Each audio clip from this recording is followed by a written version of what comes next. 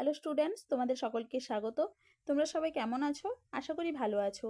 তো তোমাদের আজকে আমি প্রথম পর্যায়ক্রমিক মূল্যায়ন 2026-এর রায় ও মার্টিন প্রশ্নবিচিত্রার ক্লাস 8-এর ভূগোল বিষয়ের মডেল সেট 3 করে দেখাবো। তো চলো শুরু করা যাক। তার আগে বলে দিই, তোমরা যদি চ্যানেলে নতুন হয়ে থাকো তাহলে চ্যানেলটিকে অবশ্যই সাবস্ক্রাইব করে দিবে।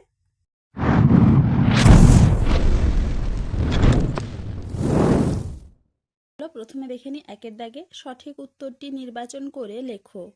ভূত্বকের উপরের স্তরটিকে বলা হয় অপশন বি শিয়াল। পরের প্রশ্ন কি আছে? গুরুমণ্ডল ও কেন্দ্রমণ্ডলের মাঝে বর্তমান অপশন সি গুটেনবার্গ বিযুক্তি রেখা। এবারে দেখে নিই প্লেট শব্দটি প্রথম ব্যবহার করেন অপশন এ উইলসন। পরের প্রশ্ন কি আছে? মহীসঞ্চরণ তত্ত্বের প্রবক্তার নাম অপশন ডি ওয়েগনার।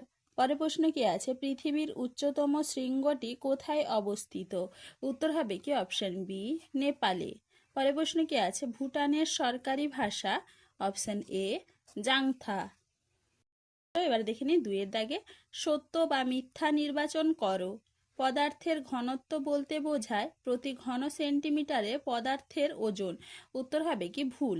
পরের প্রশ্ন কি আছে? পৃথিবীর অভ্যন্তরে প্রতি 33 মিটারে 1 ডিগ্রি সেলসিয়াস তাপমাত্রা বৃদ্ধি পায়। এটা হবে ঠিক।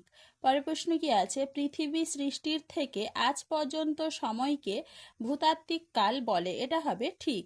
পরের প্রশ্ন কি আছে? পাতের চলনের প্রধান শক্তি পরিচলন স্রোত। এটা হবে ঠিক। চলো এবার দেখে নিই তিনের দাগে শূন্যস্থান পূরণ করো। শ্রীলঙ্কার রাজধানী হলো ড্যাশ। উত্তর হবে কি শ্রী জয়বর্ধনপুরা কোট্টে।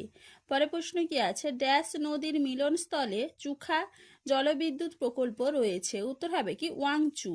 পরের প্রশ্ন কি আছে? প্যাগোডার দেশ বলা হয় ড্যাশ কে। উত্তর হবে কি মায়ানমার।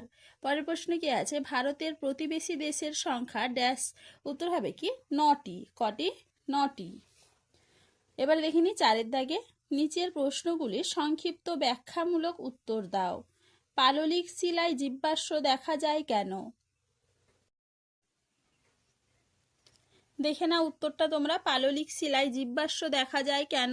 উত্তরটা তোমরা এইখান থেকে এইটুকু লিখবে।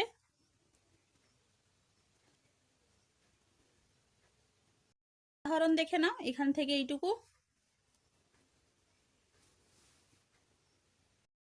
চলো এবার পরের প্রশ্ন কি আছে?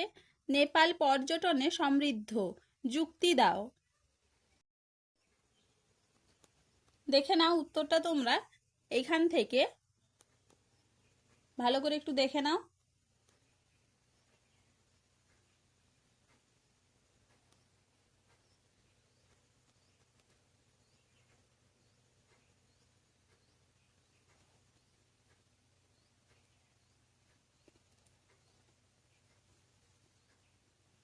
এইটুকু লিখবে। এরপরে এই পাশে দেখে নাও, এখান থেকে এইটুকু লিখবে।